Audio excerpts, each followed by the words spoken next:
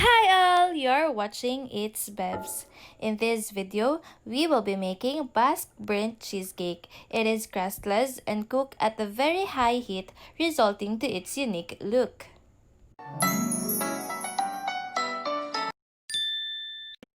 We will only need 7 ingredients. 5 tablespoons of sugar, 1 cup cream cheese,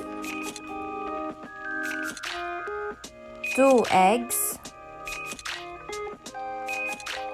1/2 teaspoon vanilla extract,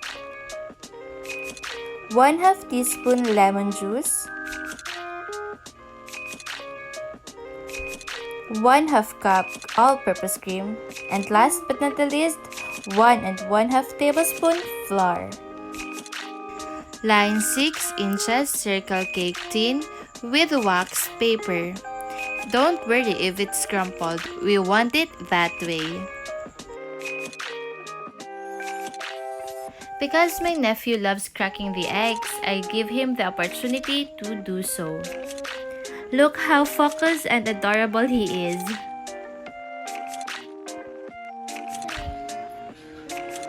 Oops! Good job, Jay! I only let him crack 1 egg because I have to separate the egg yolk and the egg white on the second one. Thank you, Jay, for your help.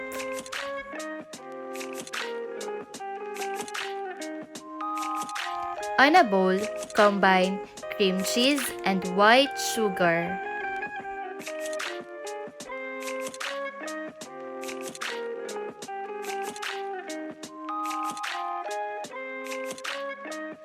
The cream cheese should be at room temperature to ensure you get a smooth mixture.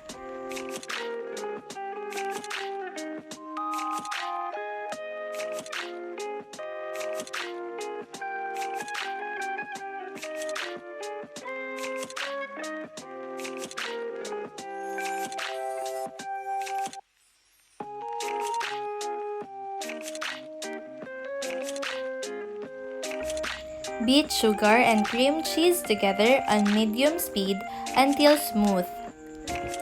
When you can't feel the sugar granules any longer,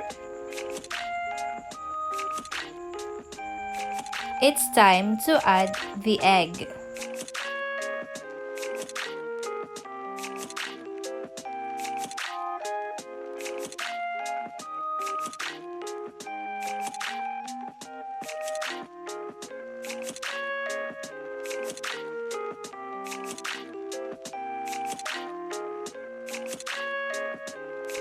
Then, we will add the second egg. However, I only used egg yolk to make it more tender and moist.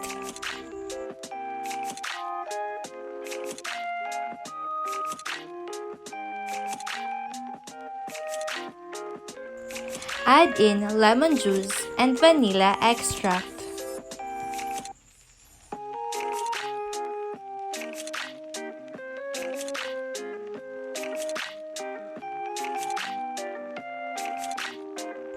Beat until just mixed.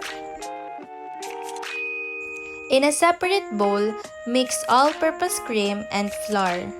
Make sure to mix out any lumps that may form.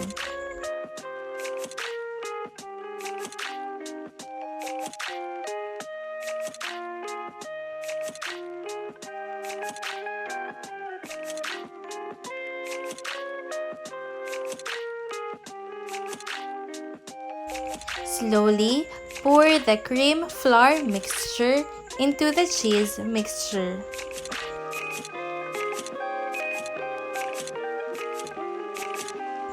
Beat on low speed until mixed thoroughly.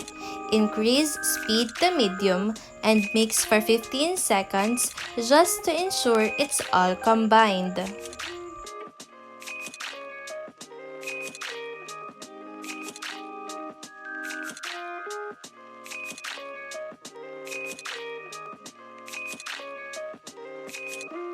Pour the mixture on your lined pan.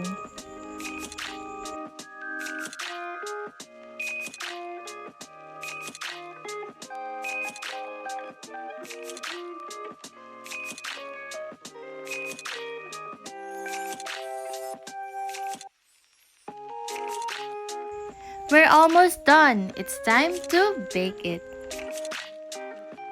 Bake on a preheated oven at 200 degrees Celsius for 20 to 25 minutes. It's easy to tell when the top is dark amber and almost charred at parts, but the middle still has a wobble to them when you give the pan a jiggle. Let it cool in the tin fully at room temperature to allow the cheesecake to set. Because if you don't, you'll end up with a molten mess.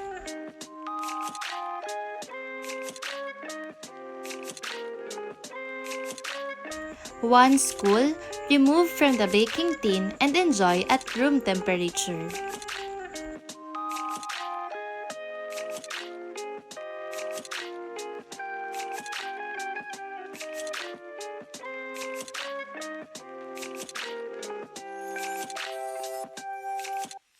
It's time to try it.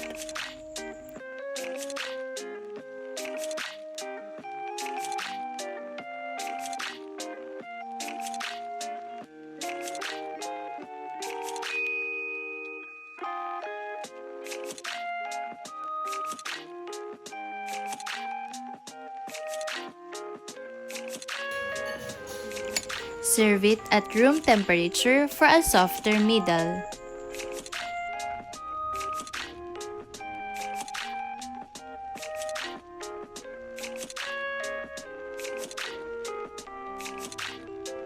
Because it is light on the palate and easy to love, you will ask for more.